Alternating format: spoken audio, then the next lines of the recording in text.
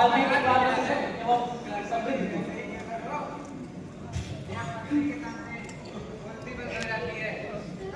बहुत बढ़िया,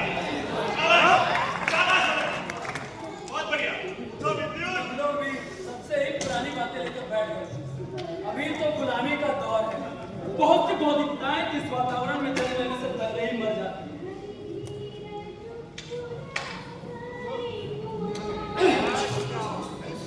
आज सबसे महत्वपूर्ण वस्तु है मदन, इसकी कोई बात ही नहीं करता।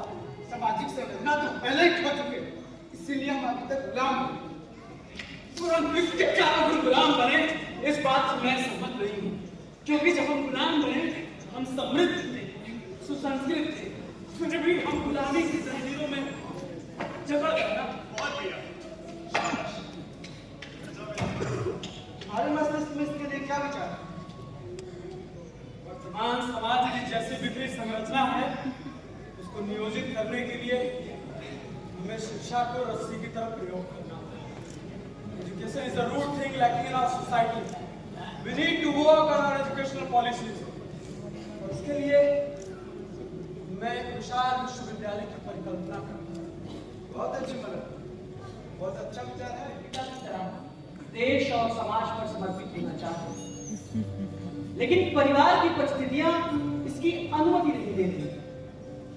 आय के किसी उचित साधन के अभाव से मालवीय परिवार दिन ब दिन आर्थिक रूप से कमजोर होता है।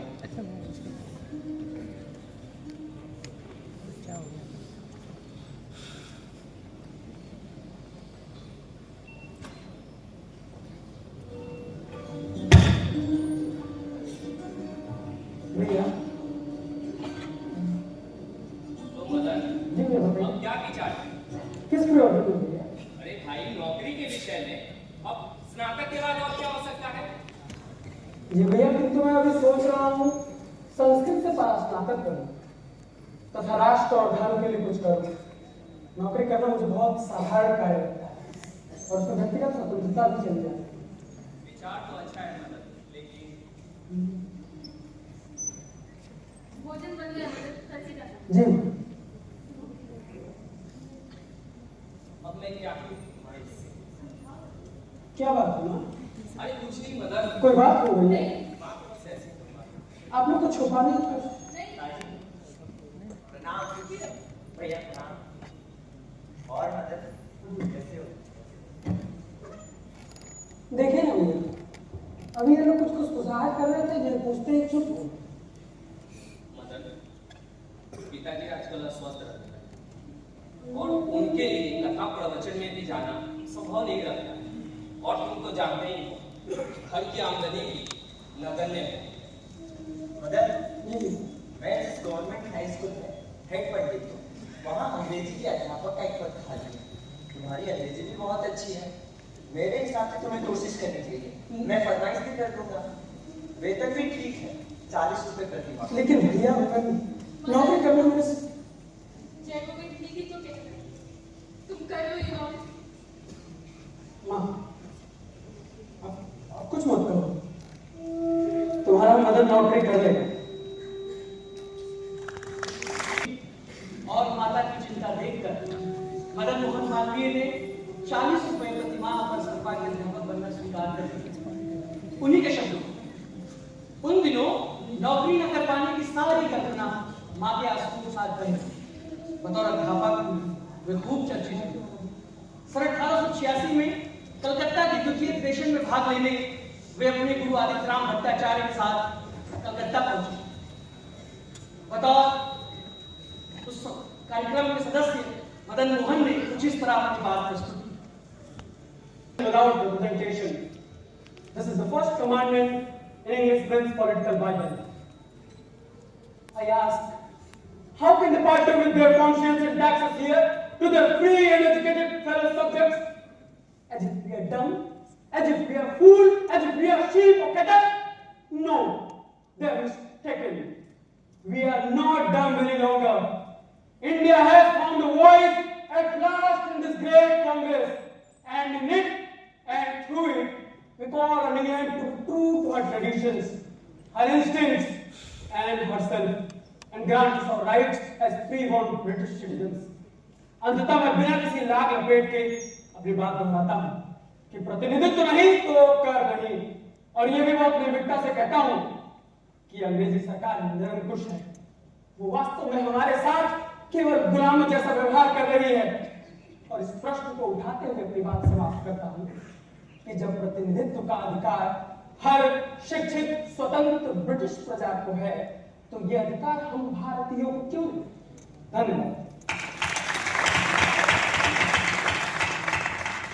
वेदनाथ जी, इस नवयुवक की वाणी में स्वयं भारत माता मुखर हो रही है। दादा भाई, मैं ईमानदारी से कहता हूँ कि ये भाषण मेरे अब तक सुनी हुई सब भाषणों में सबसे अच्छा है। आज का दिन बहुत ऐतिहासिक है। मदन मोहन की ये स्पष्ट वादिता भविष्य भारत की राजनीतिक नींव है। आपका क्या कहना है रामपाल जी? दादा भाई, मैं तो निसंदेह अद्भुत समृद्ध आशा हुआ।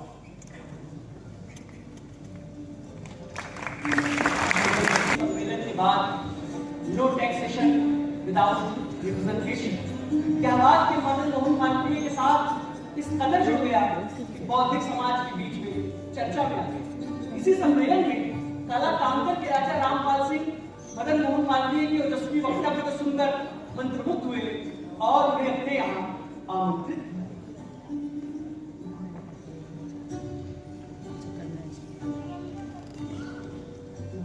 आइए पंडित जी, मैंने आपको बिल्कुल नहीं राजा साहब, आज जैसे व्यक्ति की संगति तो मेरे लिए सौभाग्य की है।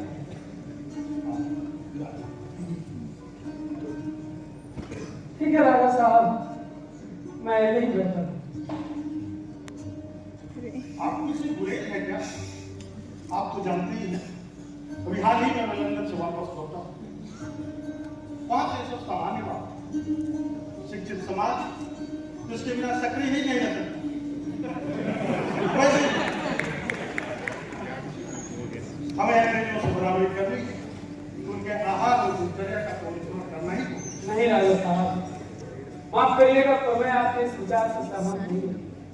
यह हमारे धर्म और परंपरा में निषेध। रही बात अंग्रेजों की बराबरी की, तो मुझे लगता है प्रगति के लिए परंपरा का त्याग आवश्यक है।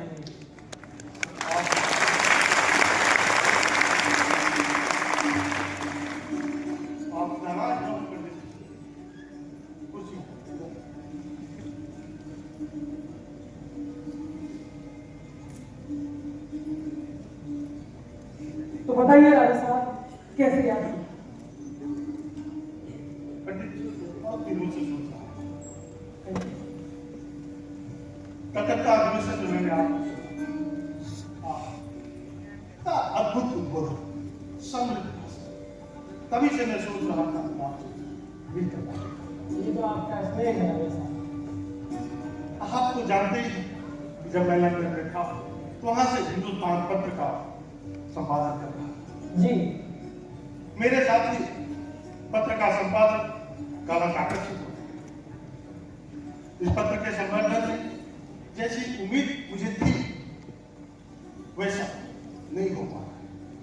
पंडित जी, आपसे निवेदन है, इस पत्र के संपादक का कार्य आप स्वीकार करें। धन्यवाद राजा साहब कि आपने मुझे इस योग्य समझा, किंतु मुझे स्वयं के लिए संभव नहीं लग रहा है।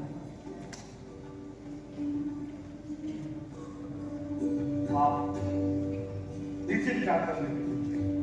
आप तो जानते ही हैं, इस पत्र का संपादन भारतीय समाज के लिए कितना उपयोगी हो सकता है। ठीक है राजा साहब, किंतु मेरी दो शर्तें हैं। कहिए ना पंडित। पहली तो ये कि आप पत्रिका के संपादन में दखल नहीं देंगे, और दूसरी ये कि आप मद्यपान का समय मुझसे नहीं मिलेंगे। आप निश्चित रहें, ऐसा ही एक बार और विचार कर लीजिए राजा साहब। ये विचार कर लिया पंडित जी, आप निश्चित रहें। जिस दिन इन दोनों पत्रों में से क्या करेंगे।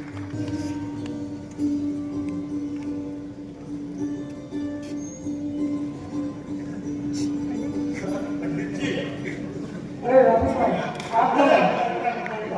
आप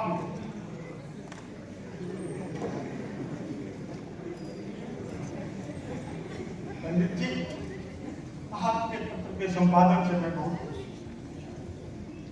आपने इस पत्र को आसमान तक पहुंचा दिया। देश देशांतर में इसकी चर्चाएं हो रही हैं। आज ही लंदन से मेरे पुराने मित्र का पत्र आया। उन्होंने आपके संवादन भूल प्रशंसा की है। इन 2 वर्षों में आपने पत्र को जिस ऊंचाई पर पहुंचाया है उसका श्रेय सिर्फ आपको। 2 वर्ष राजा साहब, 2 वर्ष। सच में मैंने पत्र संपादन के भार वहन करने में कभी ढिलाई नहीं की, और आपने भी 2 वर्षों तक कभी कुछ नहीं कहा। वो मेरी शर्तों का सम्मान किया। और अगर आपको याद हो, मैंने आपसे कहा था कि जिस दिन इन दोनों शर्तों में से एक का भी उल्लंघन हुआ, मैं इस पद का त्याग कर दूंगा। आपने आज तक इन दोनों शर्तों का उल्लंघन नहीं किया, किंतु आज आपने उनमें से एक के अस्तित्व को खत्म कर दिया। माफ करिएगा, और मैं आपसे इजाजत चाहूंगा। पंडित जी,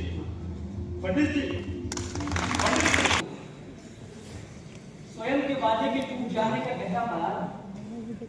उन्होंने माधवी जी से न केवल माफी मांगी, बल्कि उन्हें वकालत पढ़ने और इससे संबंधित सारा खर्च वहन करने का आग्रह भी।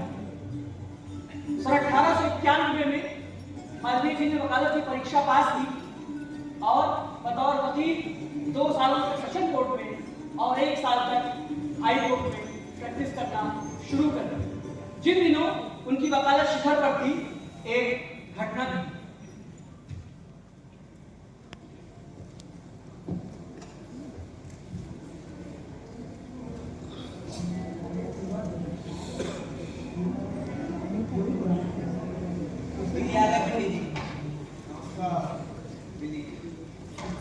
क्षमा करें, क्या आप मदन मोहन?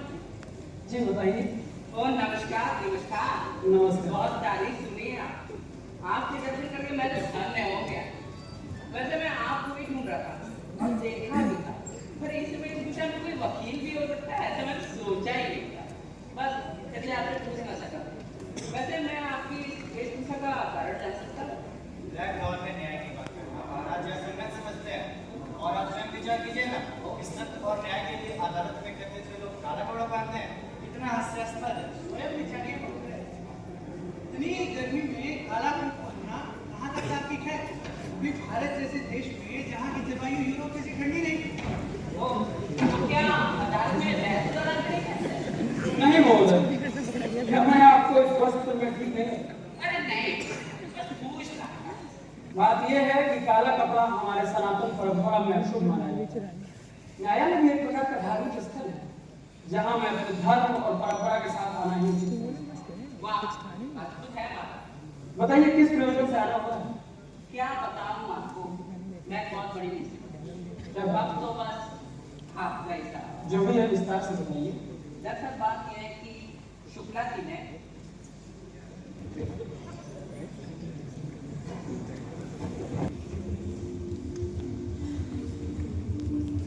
चुप रहिए। महाराज जी समझदारी से कहा, मैं कहता हूँ आपने अपना दोष मुझसे क्यों छुपाया? क्योंकि मैं जानता था कि अगर आप जानते कि मैं ही दोषी हूँ तो आप मेरा केस कभी लेते ही नहीं। दोषी को दंड मिलना है धर्म। वैसे भी प्रयाग में हजारों वकील हैं, तुम्हें उनके पास चले जाना चाहिए। और तुम मेरा धर्म भ्रष्ट करना चाह रहे थे? महाराज 90% केस तो हम पहले ही जीत चुके हैं। अब तो बस गलती की नाम पर जो भी रहेंगे हम बड़े आराम से जीत जाएंगे। ये असंभव है, तुम्हें दंड भुगतना होगा। देखिए, मैं भी यही कहूँगा, आपको जितने रुपए चाहिए मैं उतने दे। बोलिए। दफा हो जाएगी। है, एक बार जरा फिर सोचिएगा, कहीं आपको पछताना ना पड़े। मैं कहता हूँ यहाँ से दफा हो जाइए। ओए,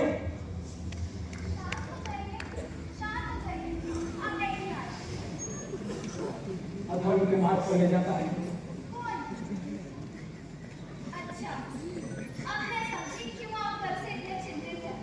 अरे वो दोषी है, उसे दंड मिलना चाहिए। ये मात्र नहीं रखता कि उसकी पैरवी कौन कर रहा है।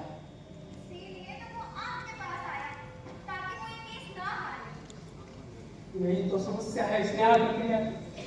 जो सक्षम है, किसी कुशल वकील की फीस भर सकता है, वो हमेशा विजयी रहता है। इस न्याय प्रक्रिया में निर्बल को न्याय ही नहीं मिल सकता। ठीक ही कहते हैं आप। शक्ति और धन के बल पर न्याय पाने की ये प्रक्रिया तो अधर्मी है।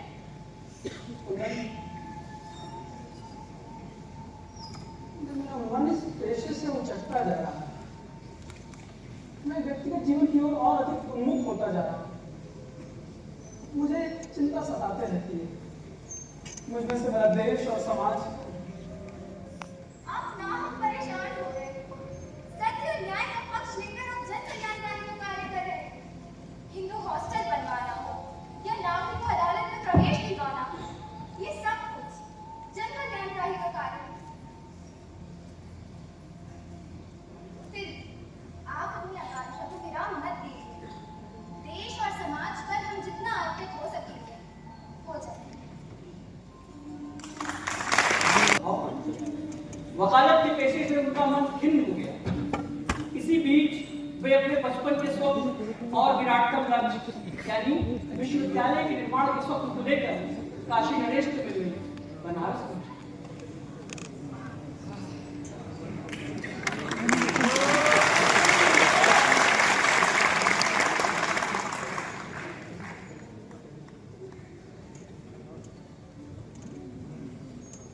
यह जब संयोग है, मुझे नहीं पता था कि आज श्रीमती एनिवर्सेंट के साथ आपसे हमारी मुलाकात यहाँ हो जाएगी। साहब एनिवर्सेंट की भारतीयता की मैं बहुत बड़ा प्रशंसक हूँ।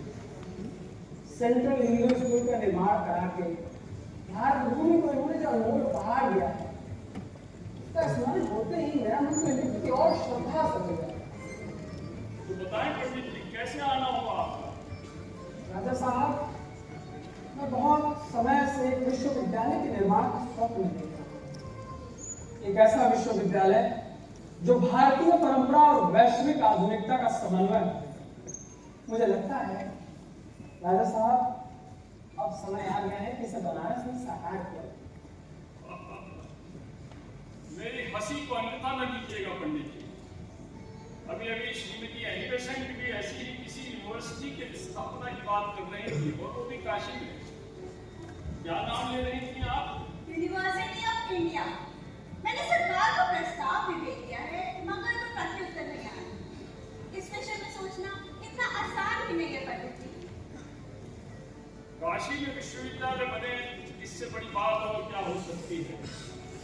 लेकिन भाई, यूनिवर्सिटी बनाने की बात हो रही है, कोई स्कूल नहीं कि सोचा और बन गया। और एक बात ध्यान में रखें, इस देश में पहले से ही 5-5 विश्वविद्यालय चल रहे हैं, वो भी गवर्नमेंट के द्वारा बनाए हुए, किसी व्यक्ति के द्वारा नहीं। करोड़ों करोड़ों रुपए लग जाते हैं विश्वविद्यालय बनाने में। ये बात तो सही है, लेकिन आपको भी इस देश में ऐसे विश्वविद्यालय की आवश्यकता तो महसूस होती ही है। बिल्कुल होती है ऐसे विश्वविद्यालय के निर्माण की आवश्यकता, और मैं आपका सहयोग देने के लिए तैयार। कहा भी गया है, विद्याधनम सर्वधनम प्रधानम। विद्या सबसे बड़ा धन होता है। जहाँ तक काशी की बात है, इसके विषय में भी कहा गया है, असारे प्रभु संसारे सार वेद चतुष्टयम काश्याम मास सताम संग गंगा शंभु पूजनम। इस संसार में 4 वस्तुएं ही महत्वपूर्ण है। एक तो काशीवास, दूसरा विद्वानों का संयोग, तीसरा भगवती गंगा की निर्मल धारा, और चौथा बाबा विश्वनाथ का पूजन। और आप विश्वविद्यालय के निर्माण के माध्यम से देश के हजारों हजार युवाओं को ये चारों सौभाग्य प्रदान करना चाहते हैं। इससे बड़ी बात और क्या होगी। लेकिन फिर भी मुझे ये संभव प्रतीत नहीं होता। और वकालत का चमचमाता पेशा, दोनों के बीच द्वंद्व बढ़ता गया। इसी बीच मालवीय जी को प्रसिद्ध रानी केस में सफलता मिली। इस सफलता के फलस्वरूप उन्हें अपार धन एवं यश की प्राप्ति हुई।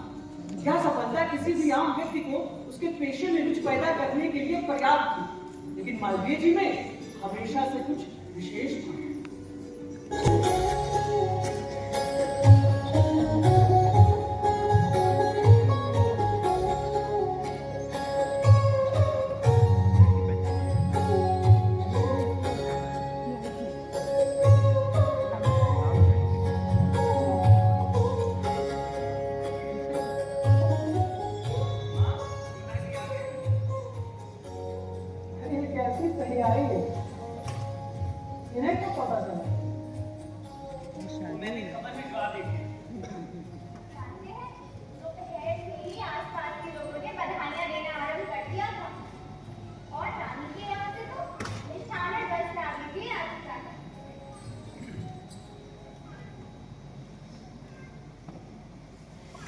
पीछे कानपुर वाले मोहम्मद जी का पत्र आ रहा था। हर बार प्रसिद्ध राजनीति के बारे में पूछते थे। आप पढ़िए तो उन्हें लिख दो। उन्हें अपनी पत्रिका में खबर बनानी है। ऐसा करो, उन्हें पत्र लिख दो। मेरा स्नेह प्रणाम लिख दो। जैसे आपकी आज्ञा। सबसे अच्छा तो ये हुआ कि हमारा सारा खर्चा उतर जाएगा।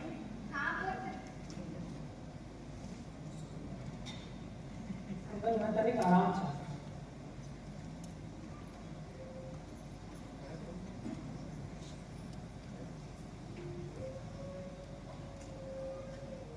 मुझे अथाह बधाइयां और शुभकामनाएं मिल रही हैं।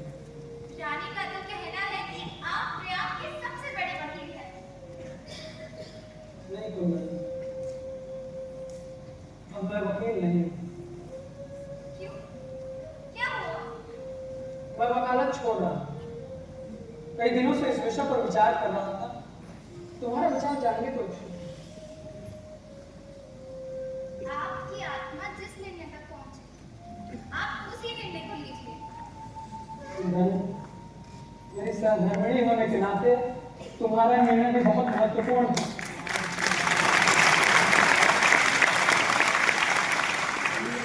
घर परिवार की जिम्मेदारी, भोजन, भजन तक सारी व्यवस्थाएं इसी पेशे से जुड़ी हुई हैं। कई दिनों से मैं सोच रहा हूँ, वकालत के साथ मैं वो नहीं कर पा रहा हूँ जो मेरी अंतरात्मा चाहती है, जो मेरा मन चाहता है, जो मैं इस देश के लिए करना चाहता हूँ, वो मैं इस पेशे के साथ नहीं कर पा रहा हूँ। आप घर परिवार के विषय में सोचकर संकोच ना करें। राधा गांधी का प्रैक्टिस करने लगा। सब व्यवस्थित हो जाए। आप ईश्वर की इच्छा मानकर निर्णय लीजिए। देश और समाज के सम्मुख परिवार और पत्नी कुछ भी नहीं। अब आप परिवार की सारी चिंता मुझ पर छोड़ दीजिए। मैं आपके प्रत्येक निर्णय में आपके साथ हूं।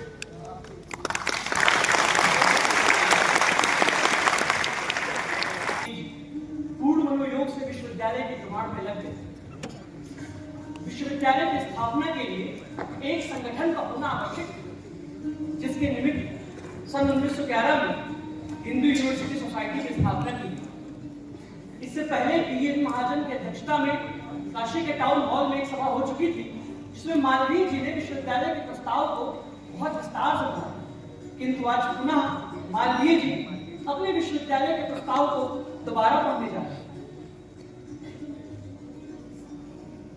यह विश्वविद्यालय भारतीय संस्कृति के पुनरुत्थान का आधार है।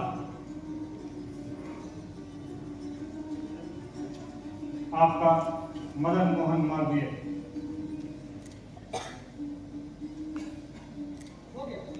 उनको हम तीनों पत्रिकाओं में भेज दो, और जितने भी पोस्टल एड्रेस उस पर लिखे हैं उन सभी को अलग अलग पत्र भेजना। अरे सुंदर भाई, आए नमस्कार, कैसे हैं?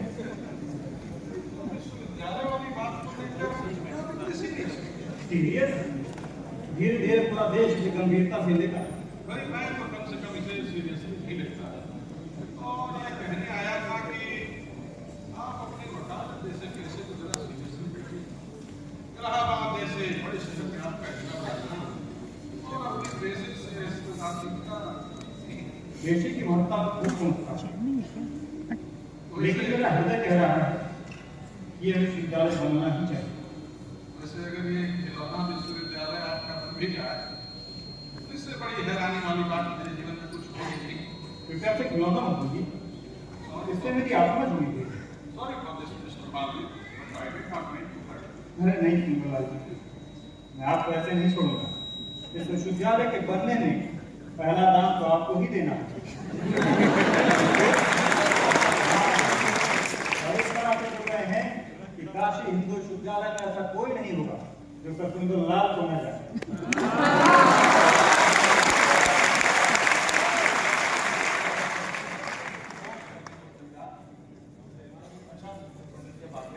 अरे इतना सी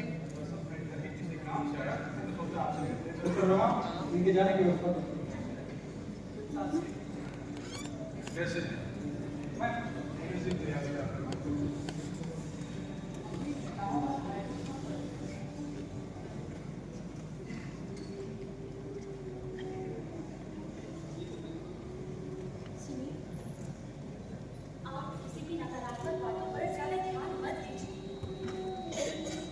यह बात मैं केवल तुमसे कह सकता हूँ। लोग मुझे कितना भी भय दिखाएं, इस काम को असंभव बताएं, लेकिन पूरी दुनिया के सामने मैं अपनी बात पर अड़े रहता हूँ।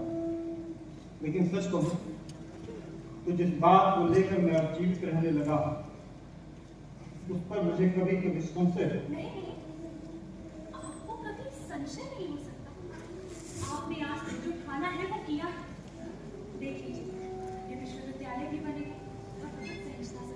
मुझ पर इतना विश्वास, तुम्हें अपनी पत्नी के रूप में पाकर मैं बहुत समृद्ध हुआ।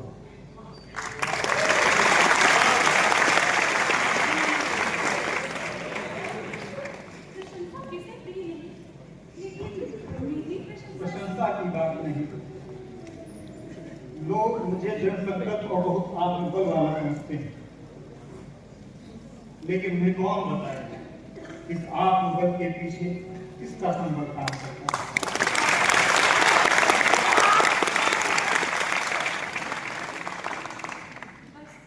अब और प्रशंसा मत कीजिए। अपने विश्वविद्यालय को साकार करने के बारे में ही सोचना है। विद्यालय का स्वप्न, यह यात्रा यूं भी आसान नहीं है। वकालत छोड़ने के बाद मालवीय जी पूर्ण मनोयोग से अपने सपने को साकार करने में लग गए। विश्वविद्यालय बनाने के लिए एक संगठन का होना आवश्यक था, जिसके निमित्त सन 1911 में हिंदू सोसाइटी सभा की स्थापना की गई। वैदिक विद्यालय, जहाँ वेद वेदांत स्मृति दर्शन इतिहास तथा पुराणों की शिक्षा दी जाए। ज्योतिष विभाग में एक ज्योतिष संबंधी तथा अंतरिक्ष संबंधी एक वेधशाला भी निर्मित की जाए। आयुर्वेदिक विद्यालय, जिसमें प्रयोगशाला हो तथा वनस्पति शास्त्र के अध्ययन के लिए एक उद्यान भी हो। एक सर्वोत्कृष्ट चिकित्सालय तथा पशु चिकित्सालय की स्थापना की जाए। रसायन शास्त्र, भौतिक विज्ञान, गणित विभाग। यह योजना सभी शासकों, संभ्रांतों, धर्माचार्यों, शिक्षाविदों एवं नेताओं के विचारार्थ प्रस्तुत है। इससे पहले कि हम अपने हिंदू सोसाइटी का गठन करें, हमें उनके पदों का चयन कर लेना चाहिए। मैं कुछ निवेदन करना चाहती हूँ पंडित जी। जी कहिए ना। मैंने बहुत पहले काशी में यूनिवर्सिटी ऑफ इंडिया बनाने के बारे में सोचा था। अब जबकि काशी हिंदू विश्वविद्यालय साकार होने जा रहा है, तो यदि आप मेरी इस योजना को अपने विश्वविद्यालय में शामिल कर दें तो बहुत अच्छा हो जाएगा। आप इस भारत भूमि की देवी, मैं अत्यंत हर्ष के साथ आपके इस प्रस्ताव का स्वागत करता हूँ। पंडित जी, मैं काफी समय से संकोच कर रहा हूँ। अब उसकी शुरुआत हो गई है, तो आप सबके समक्ष प्रस्तुत करने की आज्ञा चाहता हूँ। कहिए ना राजा वंशी जी। मेरा भी एक स्वप्न है। काशी में शारदा विद्यापीठ के नाम से एक शैक्षणिक संस्थान बनाया। काशी हिंदू विश्वविद्यालय के उत्साह में मन कह रहे हैं, क्यों न इसे भी इस परियोजना में शामिल कर दिया। मैंने आज तक शारदा विद्यापीठ के लिए जितना उद्योग किया है, मैं सब कुछ काशी हिंदू विश्वविद्यालय के निर्माण में समर्पित करता हूँ। इतने शुभ संकेत हो रहे हैं, परिस्थितियां अनुकूल हो रही हैं। मैं इसके लिए आपका धन्यवाद नहीं कर सकता, क्योंकि विश्वविद्यालय के निर्माण की जिम्मेदारी मुझसे कहीं अधिक आपका है। आज हम जिस हिंदू सोसाइटी का गठन करने जा रहे हैं, कृपया उसके अध्यक्ष का पद स्वीकार करें। लेकिन पंडित जी, मैं हाँ राजा साहब, लगता है आप पंडित जी की कन्विंसिंग पावर से परिचित नहीं है, तभी लेकिन कह रहे हैं। मुझे ये अध्यक्ष पद स्वीकार।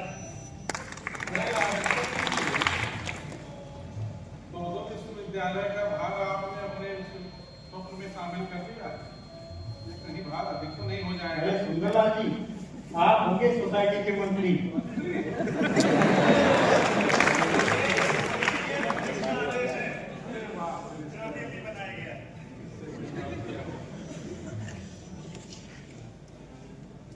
सोसाइटी का गठन तो हो गया, अब हमें अगला कार्य क्या करना है? अंग्रेजी शिक्षा अधिकारी हर्षवर्धन से मुलाकात करनी। मैंने सारे प्रस्ताव भेज दिए हैं, जो भी काम होता है वहीं से दिखाऊंगा। हमें चलकर उनसे मिलना होगा। इस विषय में काशी नरेश की क्या इच्छा है? उनसे भी हमारी मुलाकात सर हरकोट बटलर के यहाँ ही हुई। तो समय गंवाने का कोई अर्थ नहीं। अब हमारा अगला लक्ष्य वही है। ज़्यादा है। मैंने अपने एम से पूरा ट्राई कर लिया। वाइसरॉय लॉर्ड हार्डिंग से मिस्टर मालवीय की यूनिवर्सिटी के विजन पर डिस्कस भी किया। He is so happy. But इससे कम रुपए बिल्कुल भी पॉसिबल नहीं। आपको 50 लाख रुपए जमा करने ही हो। मिस्टर बटलर, आप तो जानते ही हैं, इतने रुपए हमें यूनिवर्सिटी बनाने के पूर्व जमा करने पड़े। यूनिवर्सिटी के लिए तो फिर हमें नए सिरे से करोड़ों रुपए जुटाने होंगे। इस आधार पर कुछ रियायत। I'm sorry ma'am, that's government's wish. हमें स्वीकार। Great. तो आप इसका अरेंजमेंट करें। गवर्नमेंट की बाकी शर्तें हम आपसे बाद में शेयर करेंगे। समझे? कैसे सर? क्या सरकार भी चाहती है विश्वविद्यालय बने? नो सर, गवर्नमेंट तो यूनिवर्सिटी के बनने से बहुत खुश है। लेकिन अगर इस देश में कुछ भी होगा, ब्रिटिश गवर्नमेंट के रूल्स के अकॉर्डिंग होना चाहिए। मिस्टर बटलर, विश्वविद्यालय को जितने धन की आवश्यकता होगी मैं दूंगा। अब और तो अन्य समस्या नहीं होनी चाहिए आपकी सरकार। मिस्टर मालवीय के प्रोजेक्ट के लिए जितनी जमीन चाहिए काशी में वो कैसे मिलेगी? आपको पता है ना मिस्टर मालवीय का प्रोजेक्ट कितना ह्यूज है। एंड काशी नरेश तो मुझे आपके साथ दिख नहीं रहे। I'm having doubts. क्या वो आपको इतनी जमीन देने के लिए तैयार हैं? हाँ, तैयार है।